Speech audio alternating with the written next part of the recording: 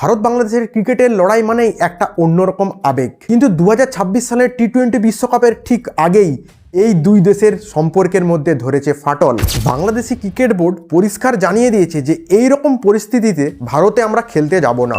এই মতো অবস্থায় বাংলাদেশ যদি সত্যিই খেলতে না আসে তাহলে বাংলাদেশের কি ক্ষতি হবে, আইসিসির কি ক্ষতি হবে, ভারতের বিসিসিআইয়ের কি ক্ষতি হবে, বা বাংলাদেশ বা ভারতের ক্রিকেট প্রেমীদেরই কি ক্ষতি হবে। তো আজকের এই ভিডিওতে আমরা সমস্ত কিছুটা নিয়ে আলোচনা করব, তো ভিডিওটি শেষ পর্যন্ত দেখতে থাকুন। বাংলাদেশ গ্রুপ পর্বের 4টি ম্যাচ ভারতে হওয়ার কথা। এই ম্যাচগুলি হওয়ার কথা ছিল কলকাতা এবং মুম্বাই।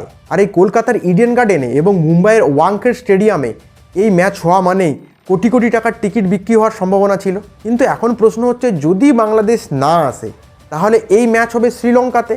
আর শ্রীলঙ্কা গিয়ে তো এত দর্শক, এত কোটি কোটি টাকার টিকিট বিক্রি নাও হতে পারে।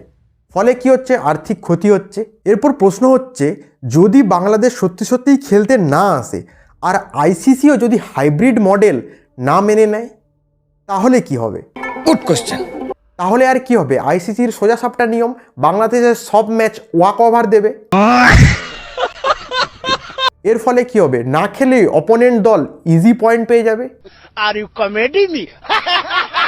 খবর পাওয়া যাচ্ছে, বাংলাদেশ যদি রাজনৈতিক কারণে এই টুর্নামেন্ট বয়কট করে তাহলে কিন্তু আইসিসি বাংলাদেশের ওপর বড় পরিমাণ জরিমানাও লাগাতে পারে। এমনকি ভবিষ্যতে আইসিসির কাছ থেকে পাওয়া অনুদানও স্থগিত হতে পারে। ভারত কিন্তু বিশ্বের শক্তিশালী ক্রিকেট বোর্ড, তাই বাংলাদেশ যদি ভারতের সাথে সম্পর্ক খারাপ করে তাহলে কিন্তু দ্বিপাক্ষিক সিরিজ এবং আইপিএলে যে 1-2টা প্লেয়ার চান্স পেত তারও কিন্তু সুযোগ কমে যাবে। শুনুন, এখানে যদি এক কথাই বলা যায়, ভারতেরও কোনো ক্ষতি হবে না আর আইসিসিরও তেমন একটা কোন পরিমাণ ক্ষতি হবে না। ক্ষতি কিন্তু হবে বাংলাদেশ ক্রিকেট বোর্ডেরই। তাছাড়া বাংলাদেশের ক্রিকেট প্লেয়াররা যেমন সাকিব, হৃদয়, শান্ত, এরা কিন্তু বিশ্ব ক্রিকেটে বিশ্বমঞ্চে খেলার সুযোগ হারাবেন। 2024 সালের চ্যাম্পিয়ন্স ট্রফিতে যেমন ভারতের জন্য হাইব্রিড মডেল সেট করেছিল আইসিসি, ঠিক তেমনটাই বাংলাদেশ ক্রিকেট বোর্ডও সেই রকম হাইব্রিড মডেল চাইছেন। আর যদি বাংলাদেশ সত্যি এই টুর্নামেন্ট বয়কট করেন বা খেলতে না আসেন তাহলে কিন্তু বাংলাদেশের পরিবর্তে অন্য কোনো টিম হয়তো আইসিসি সুযোগ দেবেন। 1996 সালে একটা নিরাপত্তাজনিত ঘটনার ফলে অস্ট্রেলিয়া এবং ওয়েস্ট ইন্ডিজের মধ্যে কিন্তু খেলা হয়নি। এতে ফলাফল কী হয়েছিল, শ্রীলঙ্কাকে পয়েন্ট দিয়ে দেওয়া হয়েছিল। বাংলাদেশ সরকারকে আমি একটা কথাই বলবো যে এইসব রাজনৈতিক বিষয় সাইডে রেখে বাংলাদেশের ক্রিকেট প্লেয়ারদের ভারতে এসে টি-20 বিশ্বকাপ খেলার সুযোগ দিন।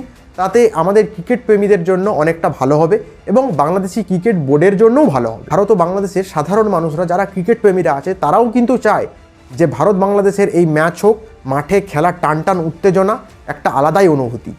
ভারত এবং বাংলাদেশের মধ্যে রাজনৈতিক বিষয় যা খুশি চলুক তাতে কোনো যায় আসে না, কিন্তু ক্রিকেট মাঠের মধ্যে এই দুই দলের লড়াই যেন বন্ধ না হয়। আপনাদের কি মনে হয়, বাংলাদেশের ভারতের মাটিতে এসে খেলা উচিত না এই হাইব্রিড মডেলই একমাত্র সমাধান? কমেন্টে বলুন আপনাদের মতামত। ভিডিওটি ভালো লেগে থাকলে একটা লাইক আর সাবস্ক্রাইব করে যাবেন। জয় হিন্দ।